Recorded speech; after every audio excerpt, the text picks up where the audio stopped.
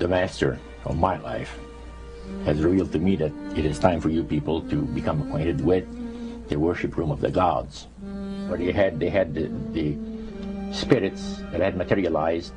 They photographed them, and then they had paintings made of them.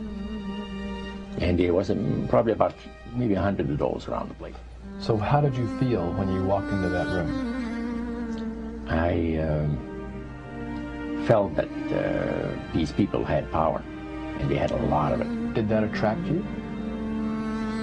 Yes and no. You had mixed feelings about it? I had mixed feelings about it. Yeah. Because to a certain extent, things looked so good and sounded so good to us. But you see, I'd been brought up in a Christian home. My dad says, well, you know, if you get involved in wrongdoing, you're going to have to pay the price. There's always a cost for everything in this world. So this thought came creeping to my mind. Just how far you go with these spirits before we start paying the price. So it made you just a little bit nervous. Oh, yes. But yet you kept going back. Oh, there was no way out. Because that's what we're told. You knew at that time. Yeah. So you were moving forward more on fear. More on fear, yes. Because the high priest said that the master had special plans for us in our lives. And that no one ever went into this society unless they were invited by the spirits. So that was made very clear. In reality, Roger, you were chosen by high-powered demon spirits to be a part of their human, special, privileged group. You see, these people in Montreal, the society, like the priest mentioned, there's thousands of spirit worshippers in only different societies of spirit worshippers in this world. But he says we are the elite. We know the real truth about the master and his angels. And they're not hideous-looking beings. They are gorgeous creatures. And from the paintings that they had on the wall of the walls of that worship room. Now, when you would go to these praise sessions, what kinds of things happened at those sessions?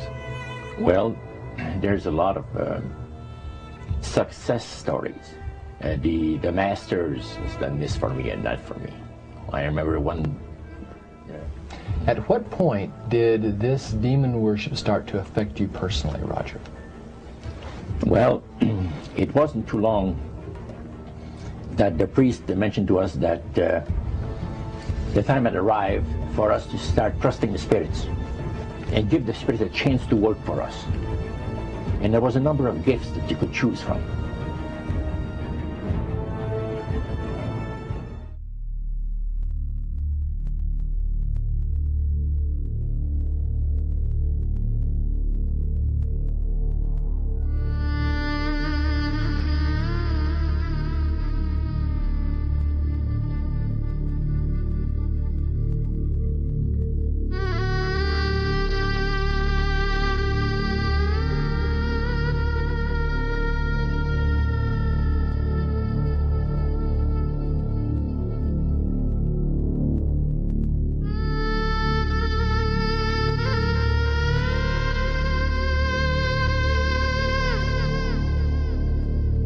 في ناس بس في بيروت وفي لبنان ناس دجالين كبار قوي.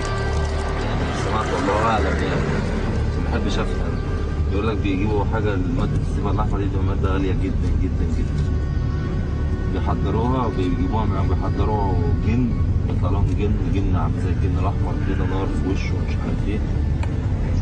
وبيطلع الجن دوت بيديلهم طلباتهم وياخد منهم الزبق الاحمر ده يشربه.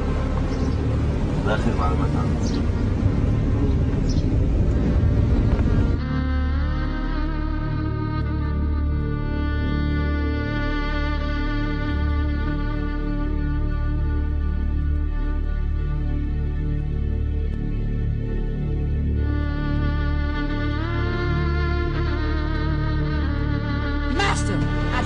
You quite realize what you've got here. So why don't you just ruminate whilst I illuminate the possibility? Whilst I illuminate the possibility. Illuminate the possibility.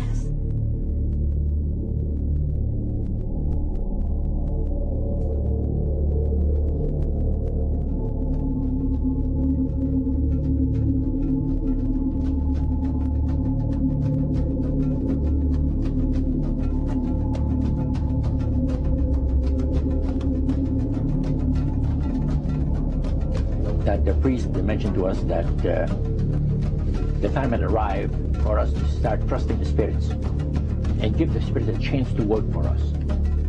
And there was a number of gifts that you could choose from.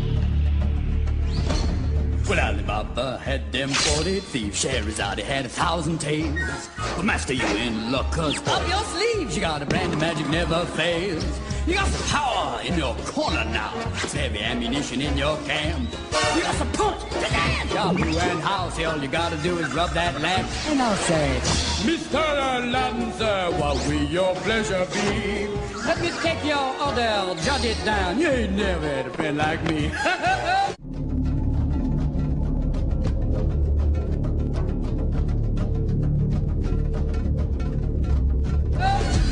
Here's your restaurant and I'm your melody. Come on, whisper what it is you want. You ain't never had a friend like me. Yes, sir, we pride ourselves on service.